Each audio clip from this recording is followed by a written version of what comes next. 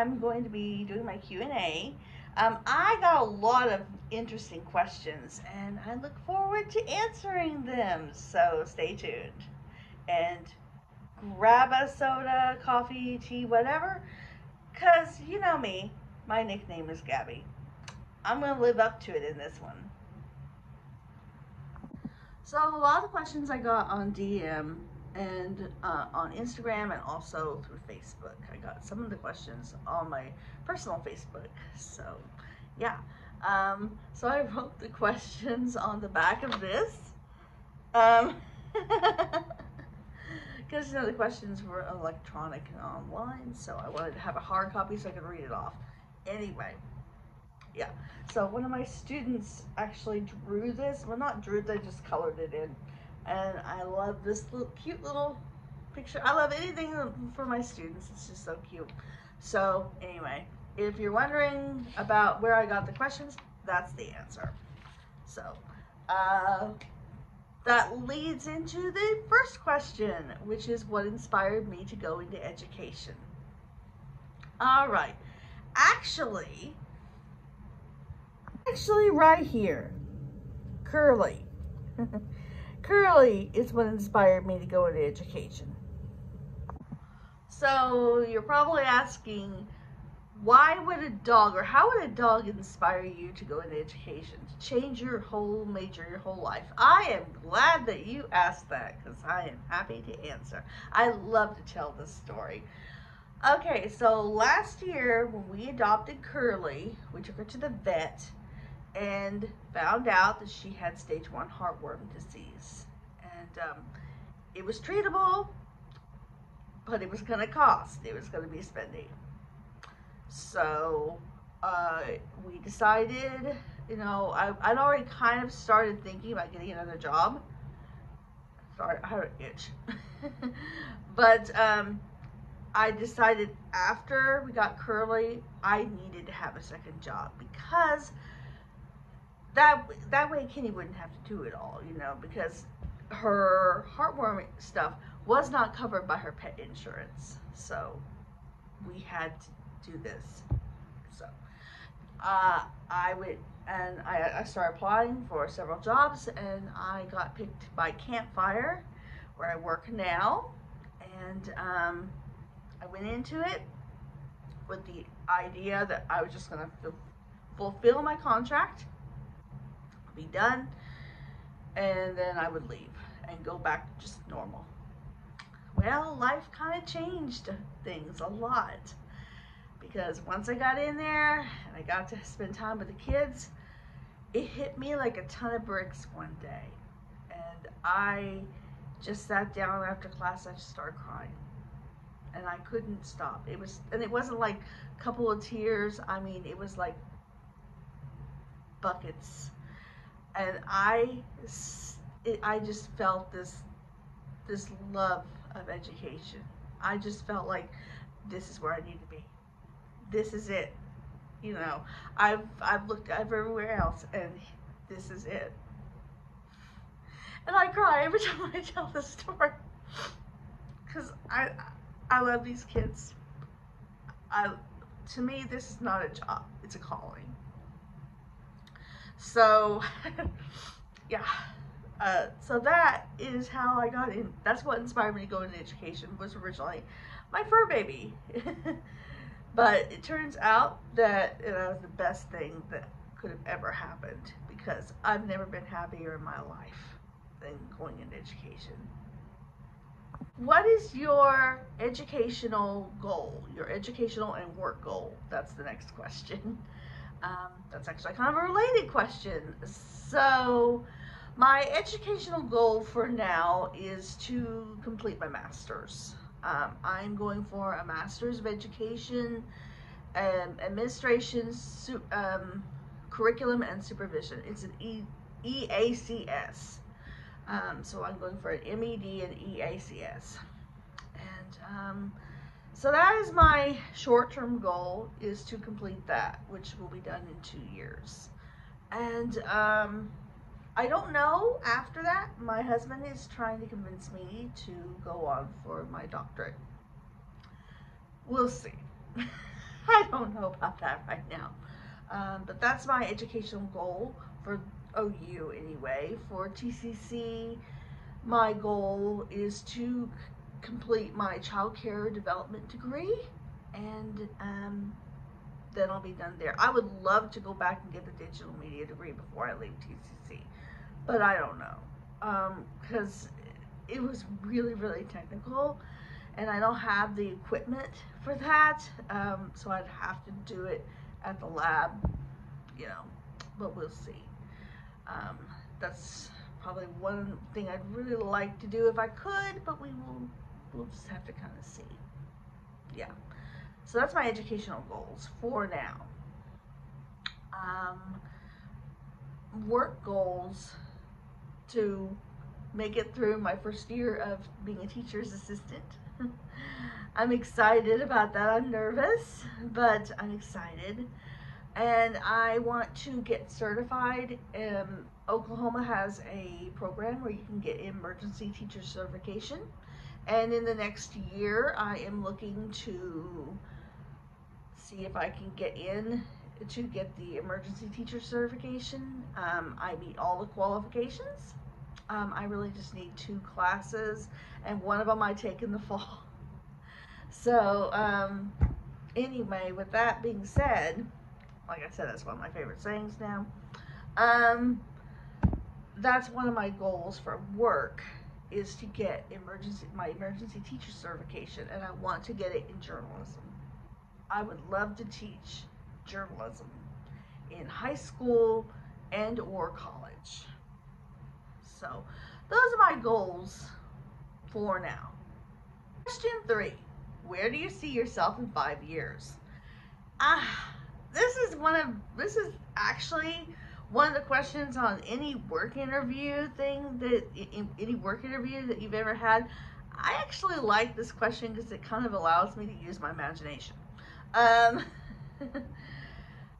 For me, if I imagine myself in 5 years, work-wise, I'm hoping to be teaching. I'm hoping to be done with college in 5 years. I really, really am. Hoping to be done with college. I'm hoping to be full-time teaching, and or working in administration at like a college or a school or something. That is kind of what I'm hoping for, but we will see. So the 4th question is, how am I planning on juggling school, work, and everything, because things are going to be different this upcoming academic year. Yes, I'm glad you asked that one. Okay, so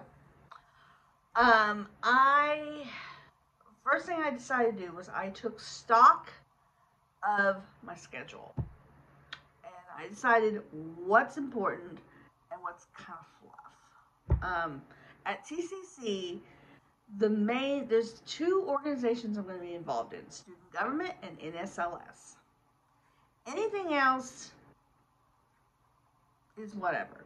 It is what it is. You know, I understand this year I'm probably not going to be involved nearly as much because I'm working at another school as a teacher's assistant, and I'm excited about that. So my class at TCC, I have an evening class, and I'm taking Spanish, 16-week. I took it as an 8-week, and I didn't finish it because it was an 8-week and it was too fast. So I'm going to take it as a 16-week. Because a lot of my students speak Spanish, and I want to be able to communicate with them. I want to be able to get down their level. I want to be the kind of hands-on fun teacher, the teacher that students feel like they can come to when they have a problem. And I want to be the kind of teacher that is everyone's favorite teacher. That's what I want to be. So I can't stress it enough. I am so excited about this. Yeah. So I'm going to take Spanish this fall.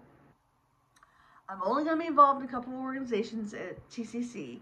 At OU Tulsa, I'm not really planning on being involved in any organizations at least the first year. Um, if we have like activities and stuff, I'll go to a couple of those when when I have time, you know. But because I'm going to be doing a lot of my stuff at my school, so yeah. I plan to be doing that. I'm only taking 2 classes at OU Tulsa, and so I guess the long and short of it, like I said, my nickname is Gabby. Is just trying to get ahead of my projects, get it done, which is ironic considering what I'm teaching. Credit recovery. So my job, my main job at my school is to make sure that the students finish their projects on time. That's my main job. My other job, my other part of it is a student-run media advisor.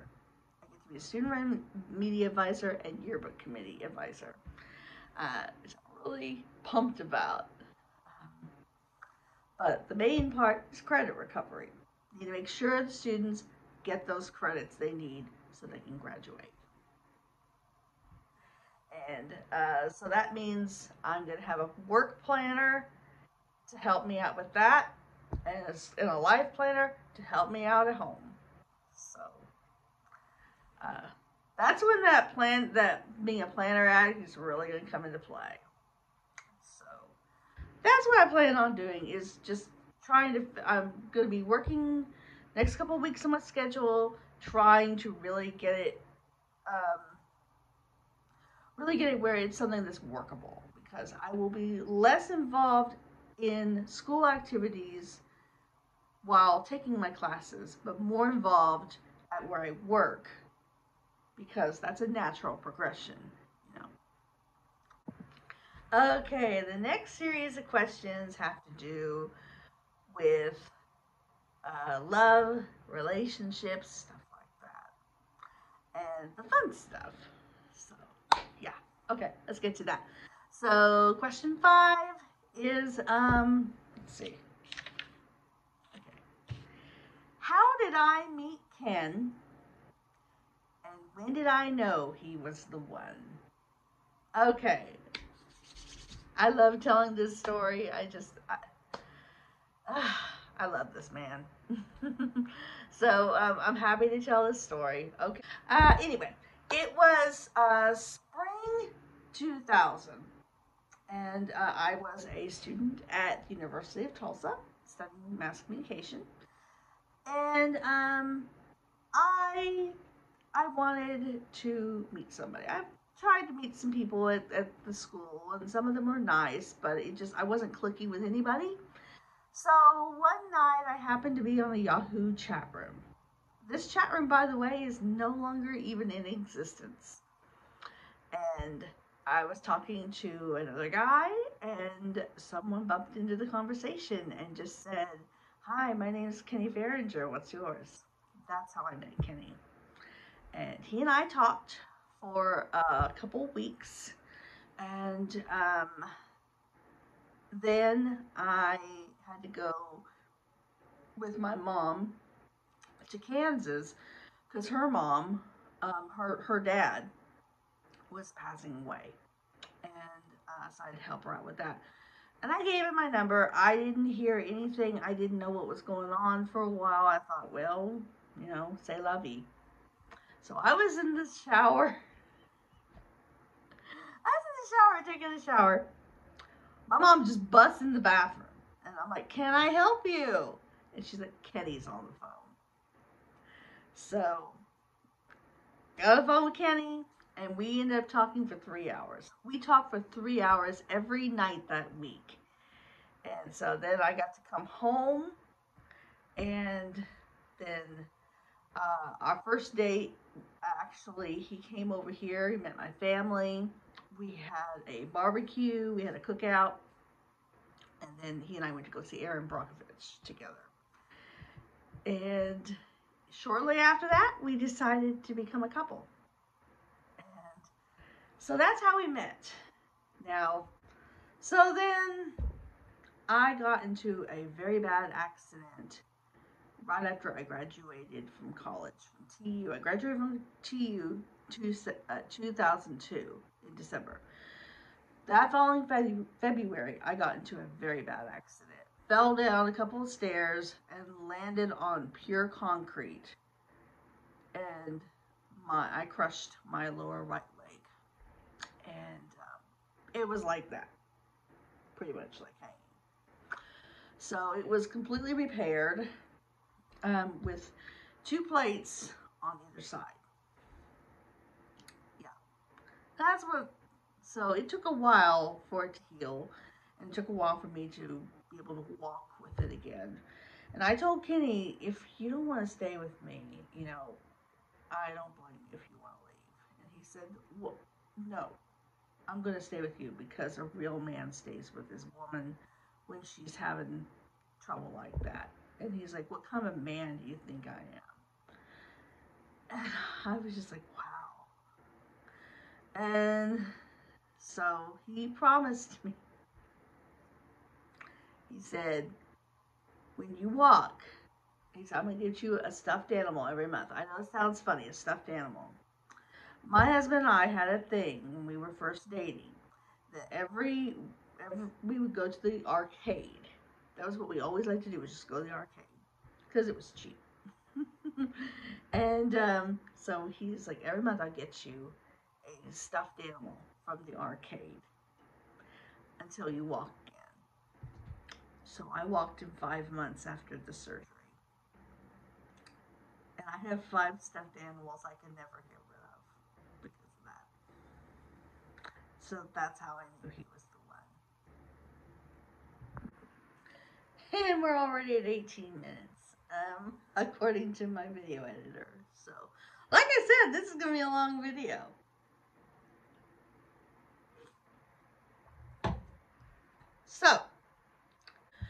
So the next question is about what kind of date nights do you like to have? Okay, and how do you handle that? All right, because of Curly. Here's the thing. We are actually gonna have date night tonight. My husband and I, he works at Walmart. He works in the automotive section of his Walmart. He's the supervisor at his Walmart in the automotive department anyway. So, he and I both work a lot of crazy hours. I work Tuesday, Wednesday, and Friday, 8 a.m. to 5:30, and sometimes to 6. He works. There's times I won't see him, especially during the holidays, like for a week or two at a time, almost. Except like maybe a day or two here. So when he has like a whole weekend off or like so many days off, we enjoy having a date night. And so what we like to do a lot of times is go to the drive-in because we can take Curly with us. And so what we'll do, we'll take Curly, we'll go to the drive-in, and we're going to go see Thor tonight. He likes gummy bears. So we'll sometimes bring gummy bears. If the concession stand doesn't have them, we'll bring gummy bears or something like that. But we like to get the popcorn and the soda there because it's fresh. But that's typically what we do. We just kind of hang out. We enjoy the movie together.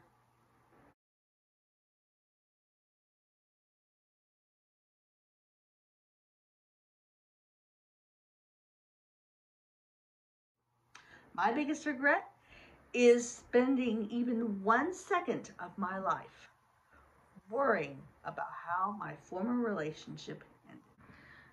And no, I will not be sharing any details. I don't kiss and tell. Thank you very much. I was raised better than that. I will say that my ex did inspire me on one thing. My ex inspired me to look for my next person, my next partner, to be exactly the opposite of him in every possible way conceivable. And I definitely found that in Kenny. I hope y'all enjoyed the Q&A. I had I had fun checking out the questions and answering them, and I hope that they answered some of your burning questions. So there will be another one of these in another couple of months, probably when it gets like sometime in the fall. So yeah, I'll let you guys go. Have a great day.